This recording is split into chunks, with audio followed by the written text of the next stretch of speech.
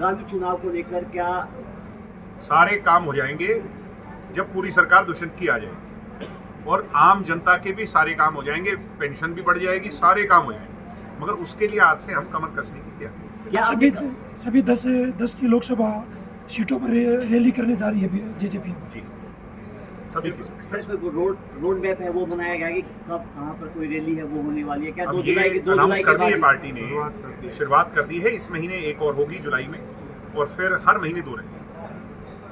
दिग्विजय जी, कांग्रेस का आरोप है कि रैली होगी, ऐतिहासिक रैली होगी। रैलियां तो वैसे भी जेजेपी की नंबर 1 होती है, और ये उससे सर गठबंधन में चुनाव लड़ने की तैयारी है, फिर गठबंधन से बाहर निकलने ये की तो ये फैसला करेंगे सारे। आपने अभी मन से कहा कि हम 10 की 10 लोकसभा चुनाव अलग चुनाव है वो लड़ने दोनों पार्टियां आज सरकारी गठबंधन में है, सरकार के गठबंधन। पार्टियों का गठबंधन 3-4 चुनाव में हुआ है, और 3-4 चुनाव में अच्छी तरह हम चुनाव लड़ेंगे। अच्छा अगर होगा तो भी अच्छा है, अगर नहीं हुआ तो सबकी तैयारियां पूरी। दिग्विजय जी, कल हरियाणा प्रभारी का बयान आया है, उन्होंने कहा है कि कैसा गठबंधन, किसके साथ गठबंधन। भाई मेरी बात मेरी बात कह रहा हूँ, आप उसी पे रहो कि हम अपनी 10 सीटों पे तैयार हैं, तो आप इस तरह का सवाल ही ना पूछो। दिग्विजय जी, वीरेंद्र सिंह का एक बयान आया था जिसमें उन्होंने ये कहा है कि जेजेपी के 7 विधायक उनके संपर्क में हैं और जब चाहे उनको बीजेपी की झोली में डाल दूंगा। ऐसा है, चौधरी वीरेंद्र सिंह जी उम्रदराज नेता हैं और अब अपने राजनीतिक हाशिए वो इस तरह की बात कई बात कर लेते हैं। वहां पर जो सांसद हैं वो लापता रहे हैं। दुष्यंत जी ने इतने काम उचाना में कर दिए, उचाना का रोड मैप ही बदल दिया, उचाना का जो परिदृश्य है उसको बदल दिया। तो अब शायद हो सकता है उसकी फ्रस्ट्रेशन हो। इससे कांग्रेस ये भी कह रही है कि इतने बड़े बड़े दावे जेजेपी बीजेपी और कर रही है, चाहे पेंशन की बात हो। मैंने सीधा सवाल आज दोनों से पूछा है, क्योंकि पिता पुत्र पार्टी रह गई, प्राइवेट कॉर्पोरेट लिमिटेड रह गई। पिता ने भी और सब लोगों ने झोंक दिया सब कुछ, उसमें आहुति शैलजा जी की भी डल गई पीछे, और बड़े बड़े नेताओं की भी डल गई। तो अब तो इन दोनों से पूछने का बनता है। मैं पूछ रहा हूँ, सीधा सवाल है कि आपने अपने राज्य में पेंशन 700 ही क्यों बढ़ाई? इसका मतलब आप पर लोग विश्वास क्यों करें?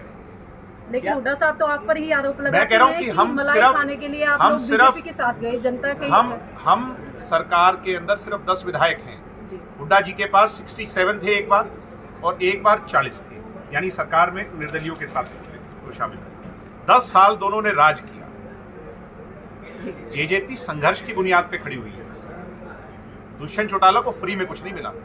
वो सांसद तब बने थे जब उनके बाप दादा दोनों जेल में थे, 10-10 साल की कैद काट रहे थे। दीपेंद्र हुड्डा सांसद तब बने थे जब उनके पिता चीफ मिनिस्टर थे, सीट खाली हुई थी और फ्री में सांसद बने। 2 जुलाई की रैली में ओपी चौटाला जी भी आएंगे। तो बड़ा अजीब सा सवाल पूछ लिया आप। वो अलग पार्टी में है, हम अलग पार्टी में। इंडियन नेशनल दल लगातार अपनी हरियाणा परिवर्तन यात्रा है वो कर रही है, उसको लेकर आपकी क्या प्रतिक्रिया? अभय सिंह चौटाला लगातार सरकार पर आरोप लगा रहे हैं कि अपराध में नंबर 1 है, बेरोजगारी में नंबर 1 है, महंगाई में नंबर 1 है। गठबंधन सरकार पर आरोप लगा रहे हैं दिग्विजय जी। मैं क्या कह सकता हूँ जी, वो अपनी जो है ना सैर सपाटा पे यात्रा में निकले हुए हैं, कहीं कोई को ज़्यादा सा रिस्पॉन्स नहीं मिला। घर में तो सभी शेर होते हैं, अब सिरसा में घूम रहे हैं, तो कहीं कोई ज़्यादा उनको रिस्पॉन्स कहीं भी नहीं मिला। मेरे हिसाब से कुछ जगह तो ऐसा देखने को मिला जिससे बड़ी एम्बेरसमेंट हुई, जो भाई चौटाला साहब को बस में बिठा करके जहाँ 2-4 गाड़ियाँ लेकर थे, तो उससे बड़ा एम्बेरसमेंट हुई है। उनके वर्करों में भी बहुत हताशा है, और परिवर्तन यात्रा, क्योंकि वो अपने स्वभाव में परिवर्तन नहीं कर पाए।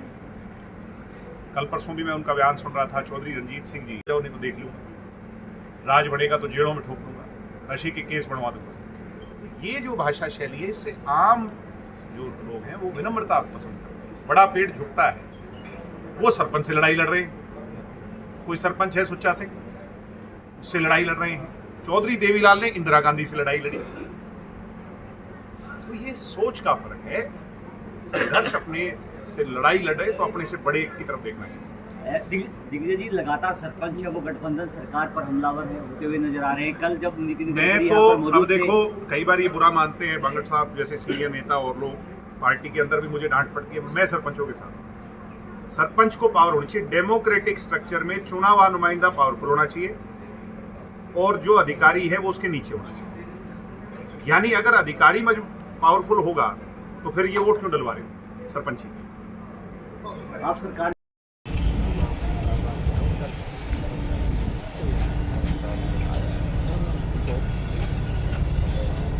भाई दिग्विजय चौटाला जिंदाबाद, भाई दिग्विजय चौटाला जिंदाबाद, भाई दिग्विजय चौटाला जिंदाबाद।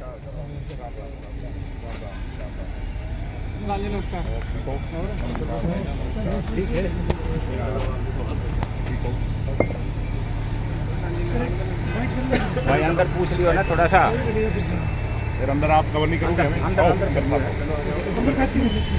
करेंगे।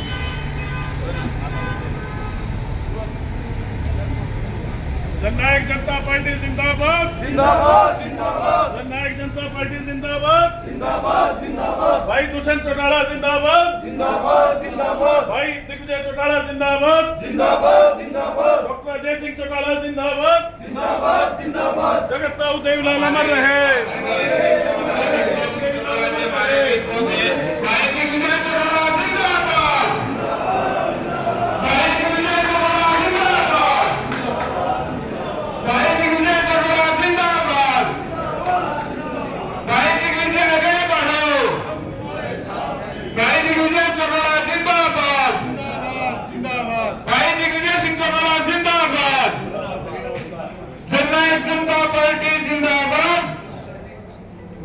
मैं हमारे सोनीपत हीरे और मोती समान पार्टी के समर्पित कार्यकर्ता साथियों, मीडिया के साथियों, आज की जो मीटिंग है वो 2 जुलाई के लिए, और 2 जुलाई का दिन ये रैली नहीं है।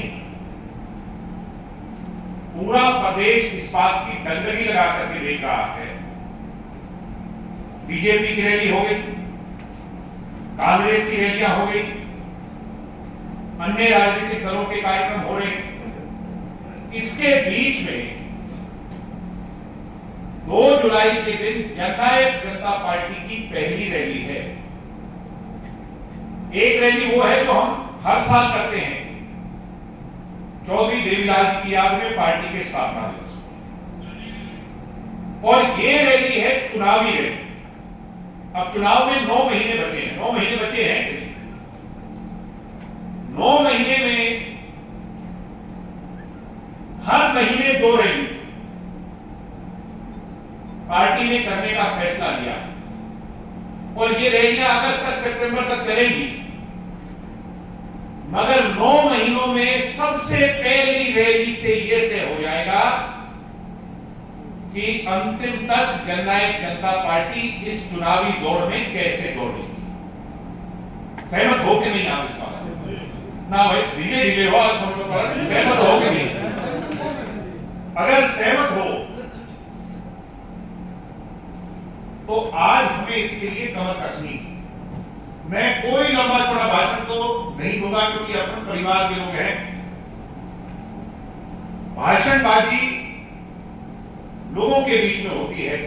आज हमें सिर्फ काम की बात करनी है, कैसे अपने संगठन को और इस चुनावी दौड़ के अंदर प्रथम पंक्ति में